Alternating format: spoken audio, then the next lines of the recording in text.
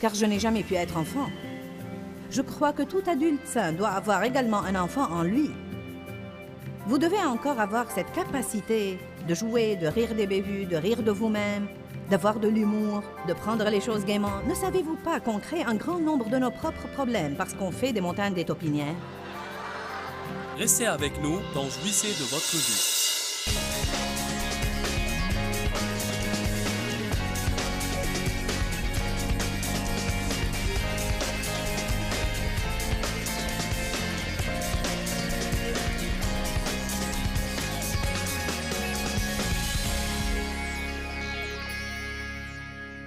Lorsqu'on ne se réjouit pas, on ne protège pas notre foi.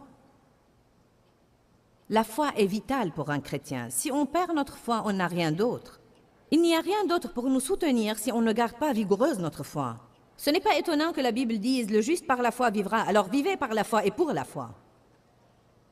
Tout ce qui ne procède pas d'une conviction de foi est péché. La foi, c'est mettre vraiment votre confiance en Dieu. Et si vous vous en remettez à Dieu, il va résoudre vos problèmes. Alors pourquoi pas vous réjouir dès maintenant? Parce que ce ne serait pas correct. Et pourquoi pas? Vous qui pourvoyez à vos enfants, souhaitez-vous qu'ils restent à pleurer et brailler dans leur chambre éternelle? J'ai besoin d'une paire de chaussures, je ne sais pas comment je vais les avoir. Mes chaussures sont usées et j'ai juste besoin d'une autre paire. Je m'inquiète que maman ne va pas pouvoir m'en procurer et je ne sais pas ce que je vais faire. Vous penserez qu'ils sont fous. Vous leur direz, mais on va acheter ces chaussures. Quand est-ce qu'on va les avoir? En temps voulu, on les aura. Vous ne voulez pas devoir vous expliquer à eux. Vous voulez juste qu'ils vous fassent confiance, qu'au bon moment, vous leur amènerez leurs chaussures. Que voulez-vous qu'ils fassent en attendant? Sortez et jouez. Ne restez pas dans votre chambre à pleurer, jouez. Est-ce qu'il y a quelqu'un dans ce bâtiment ce soir? Beaucoup de parents supposent que s'ils ne se font pas du souci au sujet de leurs petits, ils ne sont pas de bons parents. Dieu ne vous a jamais appelé à vous soucier. Il vous a appelé à prier.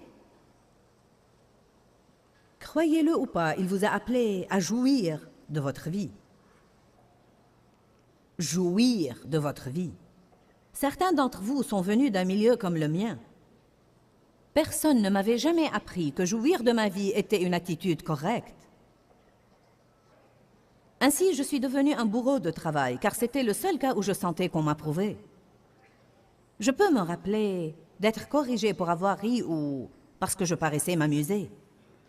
Ça n'est pas arrivé à vous tous, mais pour certains d'entre vous, ça l'est et c'est triste. J'ai vraiment vu mon enfance voler de moi. Et je suis devenue une adulte qui n'a pas eu un enfant en elle, car je n'ai jamais pu être enfant. Je crois que tout adulte sain doit avoir également un enfant en lui. Vous devez encore avoir cette capacité de jouer, de rire des bévues, de rire de vous-même, d'avoir de l'humour, de prendre les choses gaiement. Ne savez-vous pas qu'on crée un grand nombre de nos propres problèmes parce qu'on fait des montagnes des taupinières? J'ai quitté la maison pour aller au travail et je savais que j'avais, dans le naturel, un jour épouvantable devant moi. Ce jour-là, j'ai probablement pris 500 décisions et je ne pense pas que j'exagère. Je passais d'une réunion à une réunion et tout le monde venait avec leur pile de questions après questions et je devais prendre décision après décision. Quand j'étais sortie de chez moi ce jour-là, j'avais passé du temps avec Dieu et j'avais été dans la parole. Je suis allée à ma voiture et j'ai dit à voix haute, et toute seule, j'ai dit, aujourd'hui, je ne ferai pas tout un plat de n'importe quoi qui ne vaut même pas la peine qu'on s'en fasse à son propos. Savez-vous pourquoi? On a assez de choses majeures dont il faut nous occuper et on ne doit pas grossir exagérément l'importance des petites choses qu'on peut simplement laisser passer et continuer notre travail. Ça m'énerve quand je dois donner des petites directives à quelqu'un au bureau à propos de quelque chose. Je préférerais que tu le fasses comme ceci, pas comme cela. Ça m'a froissé, tu m'as blessé mes sentiments. Et alors vous devez passer 5 heures à essuyer leurs larmes. Mais remettez-vous donc un peu.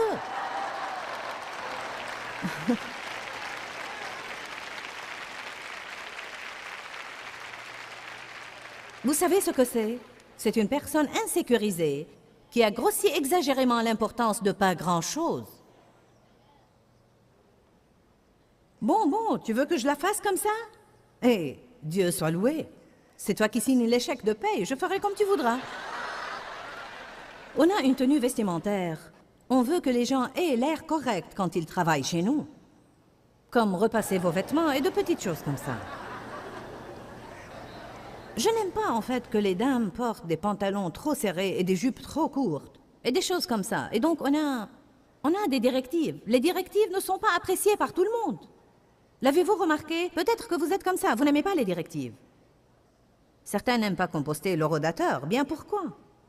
Pourquoi ça dérangerait qui que ce soit s'il vient au travail à l'heure? Quelle différence si vous allez venir au travail à l'heure et partir à l'heure? Pourquoi ça vous ennuierait de composter un rodateur? Ça ne me semble pas raisonnable. On grossit exagérément l'importance des petites choses. On a eu un ministre de Chicago qui est venu il y a quelques semaines stimuler notre équipe de direction. J'ai bien aimé ce qu'il a dit. Si Dave et Joyce veulent que vous portiez votre manteau inversé, à l'envers, sens dessus-dessous, vous devez dire « Oui, chef ».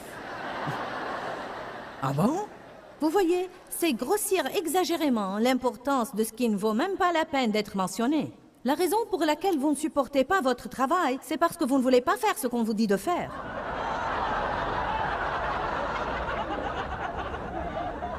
Allez, je mets un grand sourire. Je sais que c'était un gros morceau de viande, mais si vous l'avalez, ça peut changer votre vie. J'essaie juste de vous aider, ne me jetez pas des pierres. N'est-ce pas la vérité? En fait, on se bat contre tout ceci. Je ne veux pas faire ça. Non, non, non, non. Tu te prends pour qui? Le patron. Oui, c'est qui je suis. C'est nous qui avons la responsabilité finale. C'est nous qui devons payer les factures et qui devons batailler et lutter. Ça devrait nous donner un peu d'autorité. Rien ne me contrarie plus que quelqu'un qui est arrivé il y a à peine 6 mois et qui s'imagine vouloir diriger mon ministère. Je pense que tu dois, et je ne pense pas que tu devrais. Je pense qu'il faut, et moi je sens... Je me sens comme Paul. Mais laisse-moi tranquille, je porte sur mon corps les marques du Seigneur Jésus-Christ. Tu ne sais même pas de quoi tu parles. Amen. Dieu soit loué, alléluia. Allez, saisissons cela ce soir. Cessons de grossir exagérément l'importance de ce qui ne vaut même pas la peine d'être mentionné. N'exagérez la gravité de rien dans la vie si vous ne devez pas, sauf si c'est quelque chose qui est vraiment une montagne. Vous me comprenez? Allons, je veux qu'on saisisse ça, c'est important. Ça peut changer votre vie. Ne pas grossir exagérément l'importance de ce qui n'est pas important. Ça ne me dérange pas de le répéter 500 fois ce week-end. Je veux que vous partiez d'ici en pensant « Je ne vais pas grossir exagérément l'importance de ce qui n'est pas important, parce que c'est ce qui vole notre joie. » Certains d'entre vous, vous êtes fatigués de votre mariage, ou déçus de vos enfants, ou malheureux chez vous, ou quoi que ce soit. Si seulement vous pouviez avoir une nouvelle attitude, recensez vos bénédictions, et arrêtez de grossir exagérément l'importance de ce qui n'est pas important. Laissez-moi vous poser une question. Toutes les choses dont vous avez fait tout un plat le mois dernier, tout ce dont je me suis soucié exagérément, si je meurs ce soir, laissez-moi vous demander, quelle importance aurait-elle demain?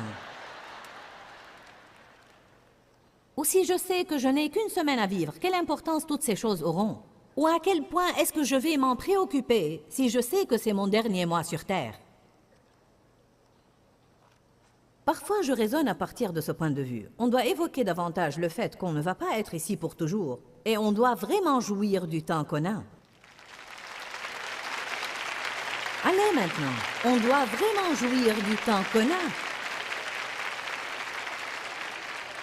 Je me rappelle encore quand Dave et moi étions nouvellement mariés. Ça fait 34 ans maintenant. Nous étions nouvellement mariés et j'étais vexée par quelque chose tout le temps. Je fulminais contre Dave et ne lui parlais pas des jours, parfois des semaines. Un jour que j'avais été toute renfrognée et morne, et vous savez, je n'ai connu Dave que toujours joyeux. Il est né joyeux et il est encore. Il se lève joyeux et se couche joyeux. Il n'est pas le roi de la rigolade, je veux dire, il n'est pas une personne drôle, mais il a ce calme bonheur dans sa vie. Il a simplement de la joie. Les circonstances n'altèrent pas sa joie, il est juste... Comme ça, vous savez, moi j'étais... j'étais comme une folle. Pas exactement ce qu'on appelle une personne stable. Oui, ça provenait en partie de mon milieu et j'avais besoin d'en guérir. Des choses devaient changer dans ma vie, mais j'avais besoin de cette personne stable à mes côtés parce que c'était exactement ma carence. Je devais contempler une stabilité. Je m'irritais contre lui parce que il n'était pas ceci ou cela, ou il ne faisait pas ceci ou cela. Il m'a dit un jour, tard dans la journée, il a dit, ne serait-ce pas ridicule si Jésus venait ce soir et tu avais passé ta dernière journée sur cette terre en colère?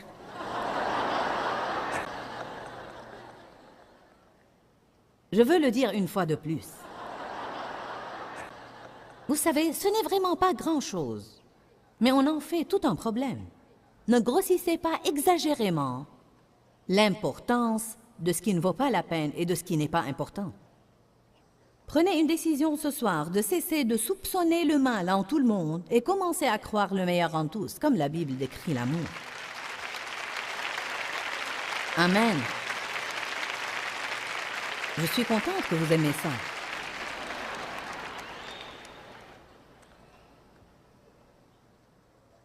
Néhémie 8, verset 10 dit « La joie de l'Éternel est notre force ». Nous allons relire cette parole dans des messages suivants, mais parlons un peu maintenant des choses qu'on peut célébrer. Que diriez-vous de célébrer qu'on soit pardonné? Wow! Quelle chose merveilleuse! Non seulement on est pardonné quand on reçoit Christ comme sauveur, mais aussi tous nos péchés à tout moment sont pardonnés. Et quand on commet une faute quelconque, tout ce qu'on doit faire, c'est aller à Dieu, l'admettre, s'en repentir, être disposé à s'en défaire, et avec l'aide de Dieu, ne plus recommencer. Et la Bible dit qu'il sera fidèle et juste pour nous pardonner tous nos péchés et pour nous purifier complètement de toute iniquité.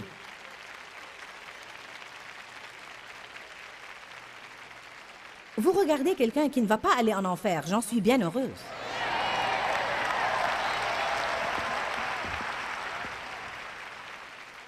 La Bible nous enseigne qu'on ne doit pas perdre la joie de notre salut. Allez à Luc chapitre 10. Je peux vous dire, certains vont naître de nouveau ce soir et ils seront si heureux. Ils seront en fait très joyeux pour plusieurs jours. Ils penseront qu'ils ne vont avoir besoin de rien aussi longtemps qu'ils vivront. Sauf que ça ne dure pas longtemps. Une fois qu'on a acquis tout ça, on commence à nous attrister au sujet d'autre chose. C'est exactement contre quoi on doit lutter. De ne jamais être satisfait, qu'il y ait toujours quelque chose pour nous contrarier. Jean 10, 17. Non, Luc 10, 17. Je suis désolée. C'était juste pour voir si vous écoutez.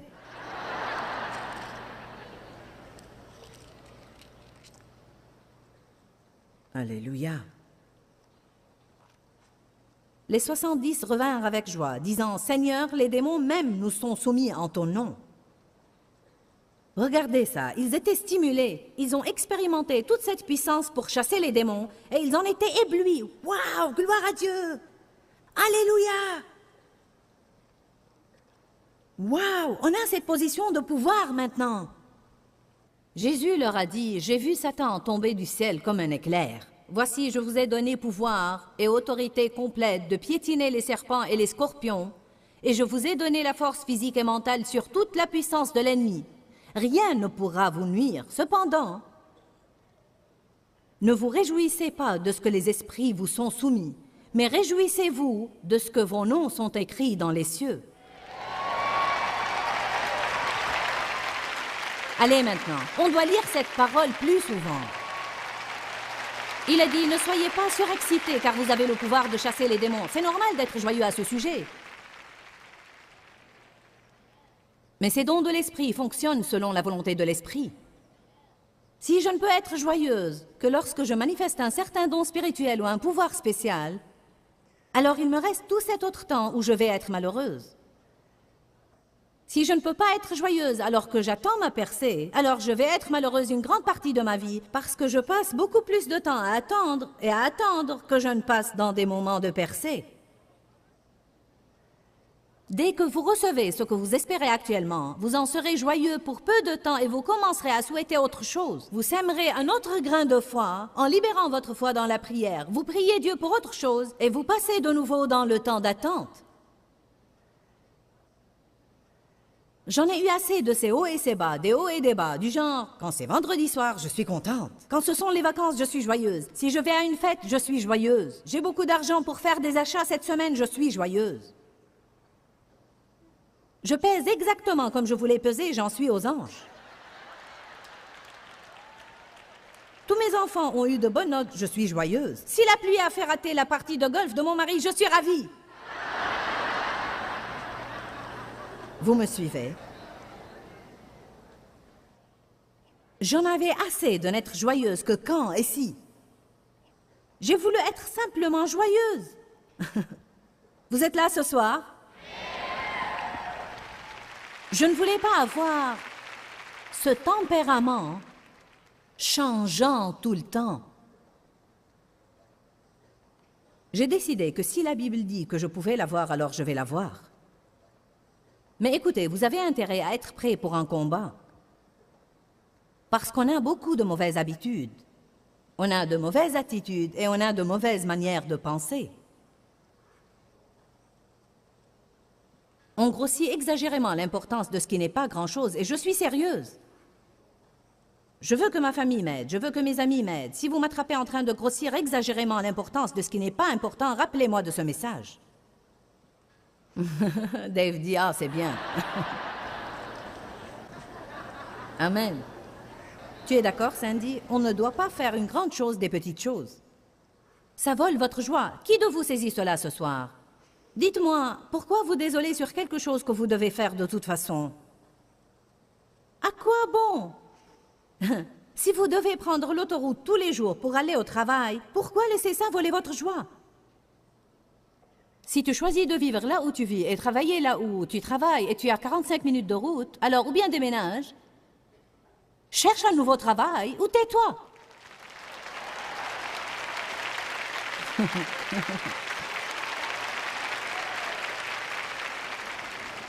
Le choix est bien petit. Vous dites, je n'aime pas trop qu'une prédicatrice me dise de me taire. Je suis sûre qu'on veut tous jouir de notre vie. On veut en fait célébrer la vie que Jésus est mort pour nous donner. Comme je le disais aujourd'hui, une des façons de s'y prendre, c'est de ne pas faire tout un plat de quelque chose qui n'en vaut pas la peine. Ne faites pas une montagne des taupinières. Ainsi, je veux vous rappeler d'être aussi simple que possible. Jouissez de la vie autant que vous pouvez parce que Jésus-Christ est mort pour que vous ayez la vie et que vous l'ayez en abondance pleinement jusqu'à ce qu'elle déborde. Il y a un groupe de gens dans ce monde qui, s'ils n'appréciaient pas leur vie exprès, ils ne l'apprécieraient pas du tout et ce sont nos frères et sœurs qui sont incarcérés dans les prisons. Beaucoup d'entre vous ne savent pas qu'on a un grand ministère auprès des prisonniers, ici au ministère Joyce Meyer, et nous prenons textuellement ce que Jésus nous a prescrit de ne pas oublier ceux qui sont en prison. Peut-être que vous vous sentez également prisonnier, quoique vous ne soyez pas derrière les barreaux. Vous pouvez vous sentir captif d'une dépendance ou d'un joug. Et pour clore, je veux vous lire une parole pour vous encourager. Isaïe 61:1. L'Esprit du Seigneur, l'Éternel, est sur moi, car l'Éternel m'a oint et qualifié pour porter de bonnes nouvelles et joyeux messages aux malheureux et aux opprimés. Il m'a envoyé pour penser et guérir ceux qui ont le cœur brisé, pour proclamer la liberté aux captifs corporellement et en esprit, pour ouvrir les portes de la prison et ouvrir les yeux de ceux qui sont enchaînés. Je veux que vous sachiez que Jésus s'inquiète de vous. Si vous avez le cœur brisé, il veut le guérir. Si vous avez une blessure ou une meurtrissure provenant d'un tourment quelconque, il veut vous toucher par la puissance de sa parole et vous guérir complètement. Et je crois qu'à chaque fois que nous vous apportons ce programme, ceci se produit en plus grande mesure. Que Dieu vous bénisse. Pourquoi Seigneur, pourquoi? Dans ce livret, Joyce Meyer nous enseigne à travers la parole comment être délivré de la confusion. Pour obtenir ce livret gratuitement, écrivez-nous à Joyce Meyer, boîte postale 40095-6300 Larnaca, Chypre. Ou bien visitez notre site web www.joycemeyer.org/fr.